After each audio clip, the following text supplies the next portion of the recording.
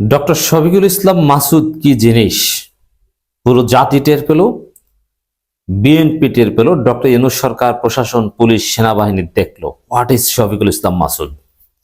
এই বিষয়টা সারা বাংলাদেশে যারা জামাত ইসলামী নির্বাচন করছেন, প্রার্থী থেকে শুরু করে যারা মাঠে আছেন, তাদের সবার জন্য একটা এক্সাম্পল, একটা মডেল। শফিকুল ইসলাম মাসুদ বাউফল, এটা যে পুরো বাংলাদেশে জামাত ইসলামের জন্য একটা মডেল।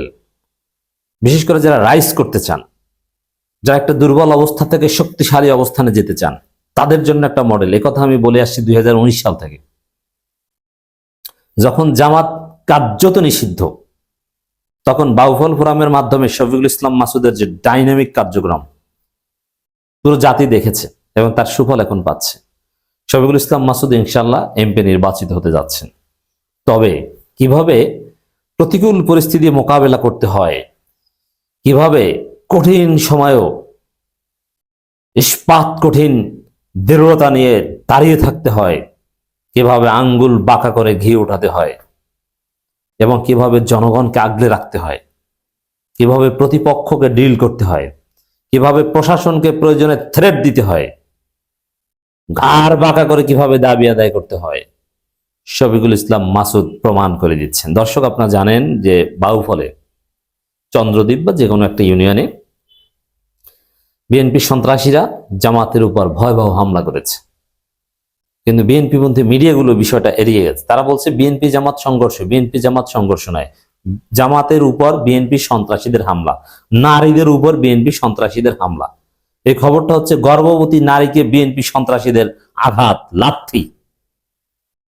যেই কুলাঙ্গাররা গর্ভবতী নারীর পেটে লাথি মারে, ওরা জারজ, দুনিয়া এবং আখেরাতে ওদের উপর লানত।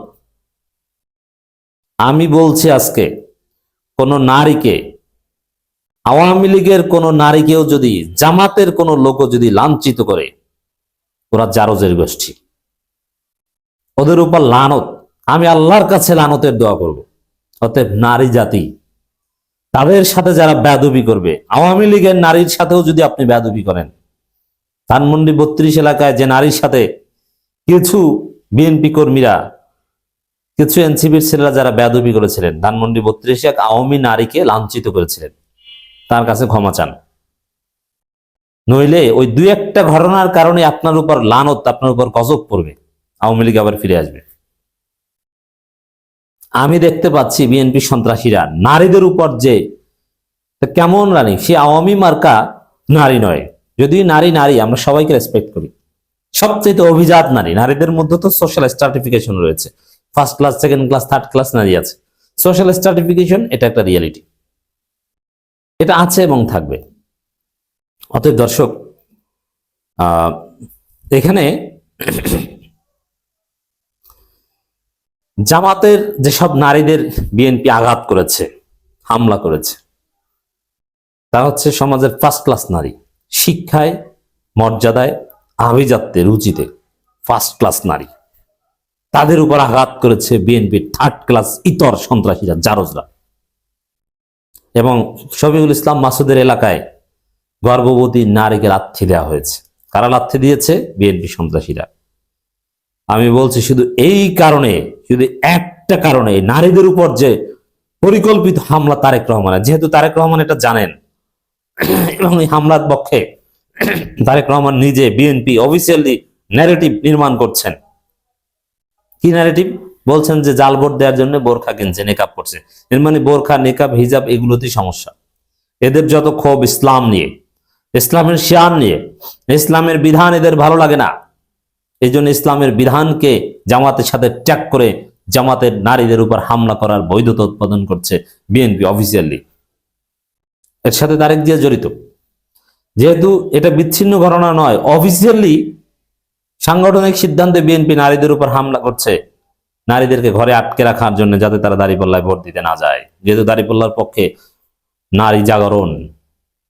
আপনারা দেখেছেন ঢাকা 15-তে যে নারী মিছিল, নীলফামারীর জলঢাকায় যে নারী মিছিল, এত বড় মিছিল বিএনপি পুরো বাংলাদেশে করতে পারে কিনা সন্দেহ আছে।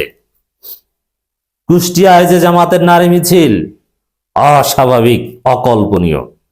বাংলাদেশের ইতিহাসে সর্বশ্রেষ্ঠ সবচাইতে বড় নারী সংগঠন বাংলাদেশ জামাত ইসলামী নারী শাখা।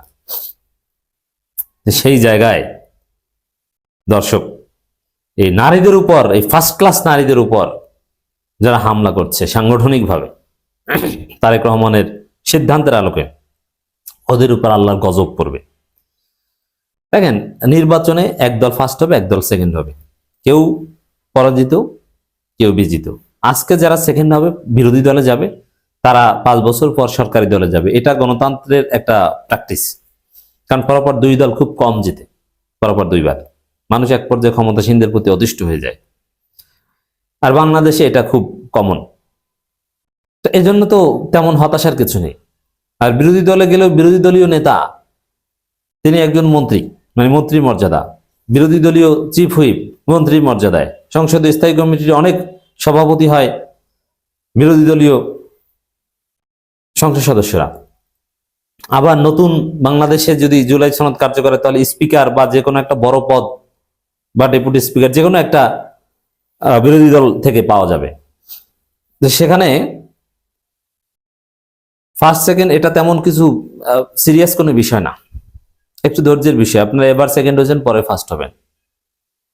কিন্তু না, আমি দেখতে পাচ্ছি বিএনপি ধ্বংস হবে, বিএনপি হারিয়ে যাবে, বিএনপি ভেঙে যাবে। কারণ বিএনপির উপর, আওয়ামী লীগের উপর যেরকম আল্লাহর গজব পড়েছে, ওদের উপর আল্লাহর গজব পড়বে। কারণ ওরা গর্ভবতী নারীকে লাথি দিয়েছে, ওরা নারীদের উপর আঘাত করেছে, যেটা আওয়ামী লীগও করেনি। আওয়ামী লীগ পুলিশ দিয়ে ধরিয়েছে, কিন্তু সরাসরি নারীদের গায়ে হাত আওয়ামী লীগ এইভাবে দেয়নি। বিচ্ছিন্ন 2-1 ঘটনা পেতে পারেন, কিন্তু বিএনপি ব্যাপকভাবে নারীদের উপর আঘাত করেছে। জামাত এই ক্ষেত্রে মজলুম। আমরা বিশ্বাস করি নারীরা, মায়েরা, বোনেরা 12 ফেব্রুয়ারি এর জবাব দিবেন। তবে জবাব বিএনপি পেলেও, বিএনপি জিতলেও ওরা ধ্বংস হবে, হারলেও ওরা ধ্বংস হবে।